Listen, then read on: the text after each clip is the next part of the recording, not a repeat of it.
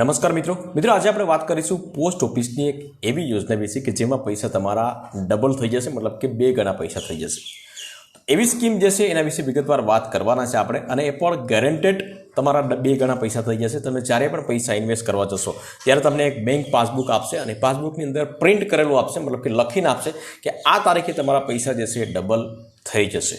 કારણ કે એ સરકારી સ્કીમ છે, સરકારના આધીન સ્કીમ છે, એટલા માટે કોઈ રિસ્ક લેવા જેવી કોઈ બાબત નથી કંઈ। તો આ સ્કીમનું નામ છે કિસાન વિકાસ પત્ર। જી હા મિત્રો, નામ સાંભળીને તો તમને એવું હશે કે ભાઈ આ તો ફક્ત કિસાનો માટે, ખેડૂતો માટે સ્કીમ હશે, પરંતુ એવું નથી। આમાં કોઈ પણ સરકારી નોકરી કરતા હોય, પ્રાઇવેટ નોકરી કરતા હોય યા તો બિઝનેસ કરતા હોય, કોઈ પણ વ્યક્તિ આમાં મિનિમમ 1000થી લઈ અને મેક્સિમમ 10 લાખ, 15 લાખ, 20 લાખ કોઈ પણ લિમિટ નથી, ગમે તેટલા પૈસા ઇન્વેસ્ટ કરી શકે છે। તો કિસાન વિકાસ પત્રના વિશે A to Z માહિતી આ વિડીયોના માધ્યમથી આપણે જાણીશું કે ભાઈ કેટલા વર્ષની અંદર તમારા પૈસા ડબલ થશે। માની લો કે તમારે વચ્ચે પૈસાની જરૂરિયાત પડી હોય તો તમારે કેટલા મહિના પછી તમે પૈસા રિસીવ કરી શકો છો, કે શું ડોક્યુમેન્ટ જોશે, ક્યાં તમારા અકાઉન્ટ ક્યાં ઓપન કરવાનો છે, તમામ માહિતી કિસાન વિકાસ પત્ર યોજના વિશે હું આ વિડીયોના માધ્યમથી તમને જણાવીશ। તો વિડીયોને લાસ્ટ સુધી જોતા રહેજો। તો ચાલો શરૂ કરીએ।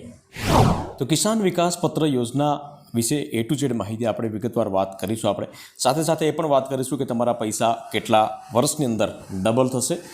તો પ્રથમ વાત આપણે કરીશું મિત્રો કે કિસાન વિકાસ પત્ર યોજના માટે પાત્રતા શું હોવી જોઈએ, કોણ કોણ એમાં રોકાણ કરી શકશે। તો સૌપ્રથમ તો વાત કરીશું આપણે કે ભાઈ અરજદાર જે છે તો એ ભારતીય નાગરિક હોવો જોઈએ, વિદેશનો નાગરિક કોઈ પણ આમાં રોકાણ ન કરી શકે। અરજદારની ઉંમર 18 વર્ષથી ઓછી ન હોવી જોઈએ, પરંતુ 18 વર્ષથી કોઈ પણ વ્યક્તિની ઉંમર ઓછી હોય અથવા તો કોઈ મેન્ટલી રીતે અસ્વસ્થ હોય તો એની સાથે કોઈ પણ 18 વર્ષથી ઉપરની વ્યક્તિ કોઈ પણ રહી અને સંયુક્ત ખાતું ખોલીને આમાં ઇન્વેસ્ટ કરી શકે છે। ચોથા નંબરની વાત કરીએ તો હિન્દુ અવિભાજન પરિવારો, મતલબ કે SUF અને બિન નિવાસી ભારતીય છે પરંતુ બિન નિવાસી મતલબ કે વિદેશમાં રહેતા હોય તો એવા લોકો પણ આમાં રોકાણ કરી શકશે નહીં। તો આ હતી એની પાત્રતા। હવે વાત કરીએ મિત્રો કે કિસાન વિકાસ પત્ર યોજનાના લાભો શું હોય છે। તો લાભો જે છે તો એ આપણે સ્વાભાવિક છે કે ભાઈ અત્યારનું માર્કેટ જે છે તો એ ઘણી વખત નીચે અથવા તો ઉપર જતું હોય છે, પરંતુ આમાં તમને એક નિશ્ચિત ગેરંટેડ વળતર મળે છે, મતલબ કે ભાઈ એટલા વર્ષની અંદર આની આ તારીખે તમારા પૈસા ડબલ થઈ જશે, તો એ તારીખે તમારા પૈસા ડબલ થઈ જશે। કારણ કે તેમાં રોકાણ કરેલી જે રકમ છે તો એનું હેન્ડલિંગ પૂરેપૂરું સરકાર કરે છે, એટલા માટે ગવર્મેન્ટ જે છે તમને ગેરંટી આપે છે કે આમાં તમને એટલા વર્ષ પછી તમારા પૈસા ડબલ થઈ જશે। તો આમાં કિસાન વિકાસ પત્ર મતલબ કે કોઈ પણ વ્યક્તિ આમાં ઇન્વેસ્ટ કરી શકે છે, એવું નથી કે આમાં ભાઈ ખેડૂતો એક જ આમાં ઇન્વેસ્ટ કરી શકે છે। ત્યાર પછી વાત કરીએ કે ભાઈ કિસાન વિકાસ પત્રમાં રોકાણ કરેલી રકમ જે છે એના ઉપર કોઈ પણ પ્રકારનો ટેક્સ નથી લાગતો। ઘણી બધી સ્કીમો છે એમાં રિટર્ન વધારે મળતું હોય પરંતુ એમાં સરકારી ટેક્સ લાગતો હોય તો એ ટેક્સ કાપીને તમને પૈસા મળે છે, પરંતુ આમાં કોઈ પણ પ્રકારનો ટેક્સ નથી કાપવામાં આવતો।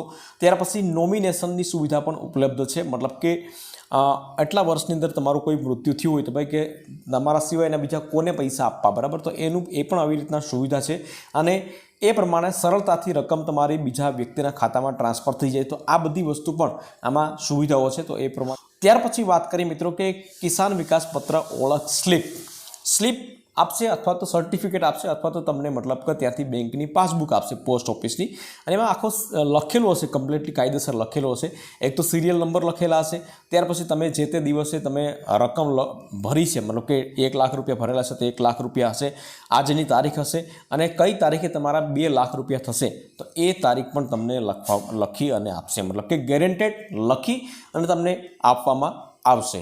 તો આ પણ એક સારી સુવિધા છે। ત્યાર પછી વાત કરીએ મિત્રો, ઘણા બધા મિત્રોને એ પણ પ્રશ્ન હોય કે વચ્ચે પૈસા ઉપાડી શકાય કે નહીં। તો બિલકુલ એનો જવાબ છે મિત્રો, વચ્ચે પૈસા તમે ચોક્કસથી ઉપાડી શકો છો, કોઈ એવા અચાનક કોઈ પણ જરૂરિયાત પડી હોય તો, પરંતુ એમાં પણ એક સમયગાળો આપેલો છે કે ભાઈ 30 મહિના સુધી તમે પૈસા ઉપાડી શકો નહીં।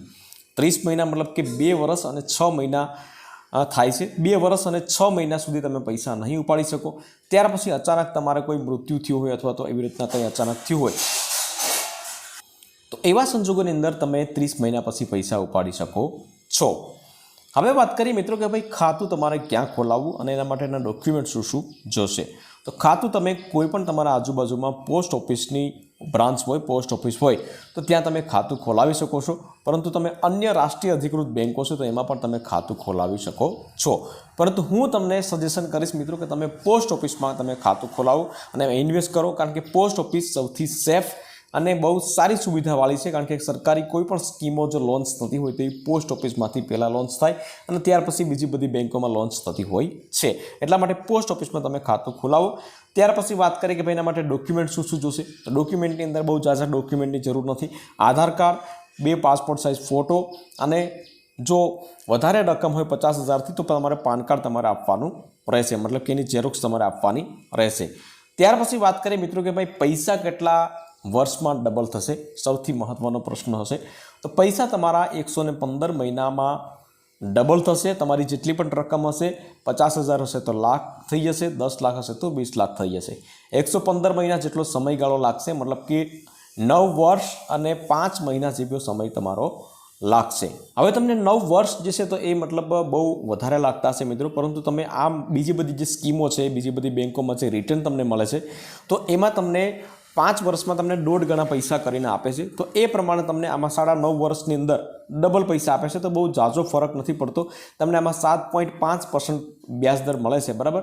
તો આ પ્રમાણે. અને બીજી એક મહત્ત્વની વસ્તુ છે કે તમારા પૈસા જે છે તો એ સેફ હોય છે.